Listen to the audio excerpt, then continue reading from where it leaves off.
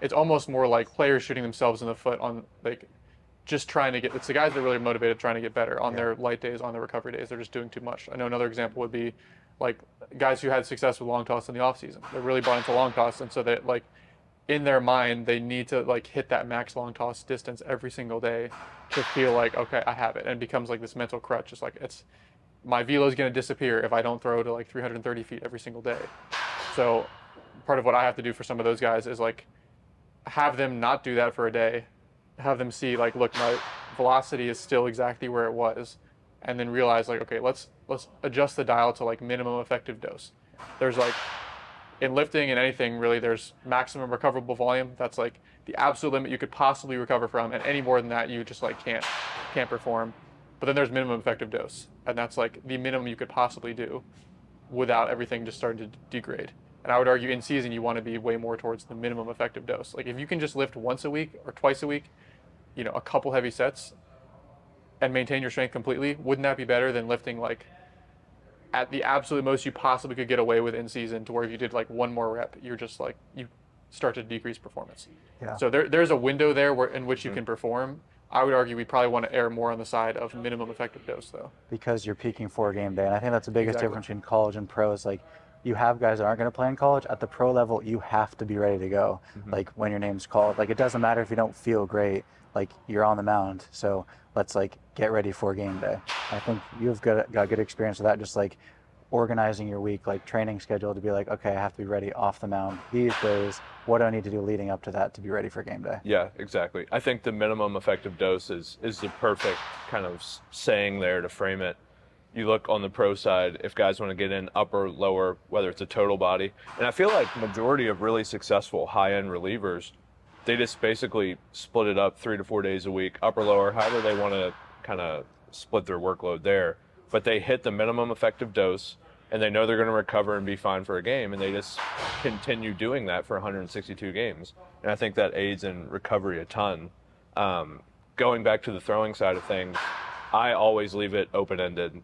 One thing that I've been trying to do a lot lately is also think about a little more, if we're trying to be a little more loose, kind of joint-centrated with throwing-related volume or muscly to kind of get that load musculature-wise. So overload, underload, I don't prescribe what they're going to do. One day they might feel really good whipping a 5-ounce plyo around. The next day they might want to be a little lighter with a 1-pound ball for 5 throws. So I leave that completely open-ended to how they're feeling on a given day.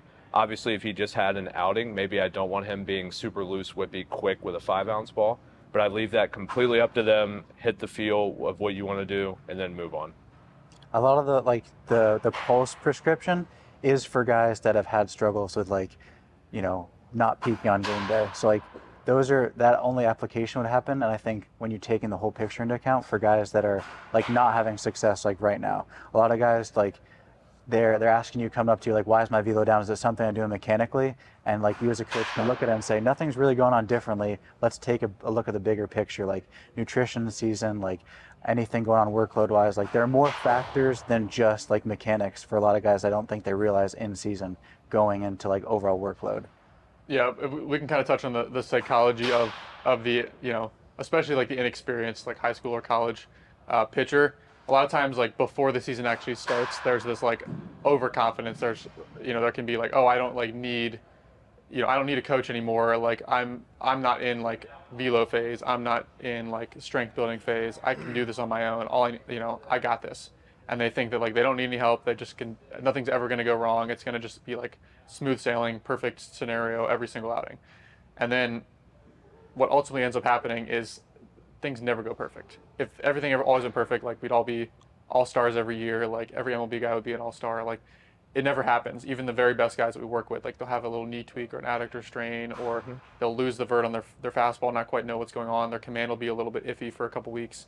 So that's ultimately what does happen in reality. And like we know that as coaches because we've coached hundreds and hundreds of guys through it.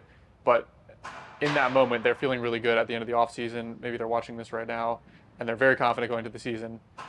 What would you say is to your athlete if they're like, yeah, I don't really feel like I need you guys at this point, or just I don't really feel like I need coaching help right now? I would say that all of the smartest people I know in this industry if they are still throwing and actively trying to develop themselves, use somebody from the outside to assist them. Like, you can't see yourself through that lens. Like myself, you, Devin, when he throws, I ask Devin about my throwing all the time. I'll ask you stuff about my throwing. Like Dean Jackson, we talk about throwing all the time. Utilizing Nevin on the PT side, like, we put people in our corner who can observe us from a different lens and kind of hold us accountable there. So I think you're pretty negligent if you think you can problem solve it all yourself and see yourself through a certain lens. It's why you've got to use your outside help with that. I've honestly been in the boat recently too, where from a remote perspective, like, I see the bigger picture. Like, I think sometimes guys in season with their like pitching coach that they're seeing every day is going to harp on them, like, because they see them every day, like, let's work on something new every day. And like, as a remote coach, it's kind of like, let's take a step back, see the bigger picture. You don't need to be changing stuff up every day. So it's more of like, from a management perspective in season, it's just like you're managing the guys like weekly workload, like training wise, kind of throwing wise, you can see the bigger picture instead of just being like a pitching coach that has like 30 guys right in front of him every day, and it's tough to like manage each guy and like what they're doing. But like, from a remote perspective, you can see like, okay, this is kind of what your week looks like. Let's not go crazy like trying to change things mechanically. Like, we're in a good spot right now. Like, don't just keep, digging yourself a deeper hole. And I think that's where, like, talking to Mitch, he said he ran into issues like when his velo started to go down, instead of taking a step back and like working back towards what he was doing well, he kept digging himself deeper into like holes. And so like, a remote coach can just be like, hey, let's take a step back. This is what we're doing when you're having success. Let's not like dig ourselves a deeper hole and then kind of spend months trying to figure stuff out. Whereas like, you as a athlete and also coach have been through it, and I think you made the point that like, an issue that had taken you 3 months, you can take like a week with a guy now. Right. Like, you've done so much work, training throwing wise, to be like, okay, this issue now takes me a week to fix. It's not like a 3 month like keep digging ourselves a hole. We know how to fix it. Right.